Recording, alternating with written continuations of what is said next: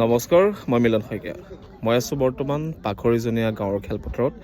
আজিৰ পৰা আমাৰ থিয়েটাৰ আছে ইয়াত পাখৰিজনীয়া খেলপথাৰত। আজি প্ৰথম নিশাৰ নাটক অগ্নিবীৰ, আৰু বিশেষকৈ ইয়াত আহি পেলাই পেণ্ডেলত আহি এটা ভাল বস্তু দেখিলোঁ। মানে এইটো সকলো জেগাতে কৰিব লাগে বুলি ভাবোঁ। আজিলৈকে পোৱা নাই, বহুত জেগাত থিয়েটাৰ কৰি আহিলোঁ, কিন্তু আজি সেইটো বস্তু দেখি ভাল লাগিল। গতিকে আপোনালোককো দেখুৱাওঁ বুলি ভাবিছোঁ। চাওক, এফালে আপোনালোকে দেখিছে গণশিল্পী ৰাজীৱ শদিয়ালৈ শ্ৰদ্ধাঞ্জলি। স্থান পাখৰিজনীয়া গাঁৱৰ খেলপথাৰ।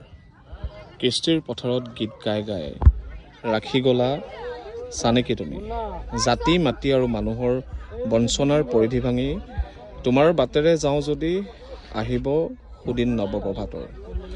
এনেকৈ শ্ৰদ্ধাঞ্জলি জনোৱা হৈছে পাখৰিজনীয়া গাঁৱৰ খেলপথাৰত। গণশিল্পী ৰাজীৱ শদিয়াক শ্ৰদ্ধাঞ্জলি জনোৱাটো প্ৰয়োজন বুলি ভাবোঁ, কাৰণ সকলোৱে চিনি পোৱা উচিত। বহুত মানুহে এতিয়াও চিনি নাপায় ৰাজীৱ শদিয়াক।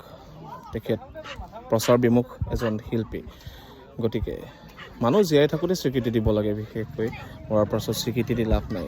কিন্তু তথাপিতো জনা উচিত যে অসমৰ এনেকুৱা এজন শিল্পী আছিল, যি কোনো স্বাৰ্থ নোহোৱাকৈ, কোনো অভিযোগ নোহোৱাকৈ, কোনো পইচাৰ দৰত নাথাকি নিজৰ জাতি মাতৃৰ হকে গীত গাই এদিন স্বৰ্গগামী হ'ল।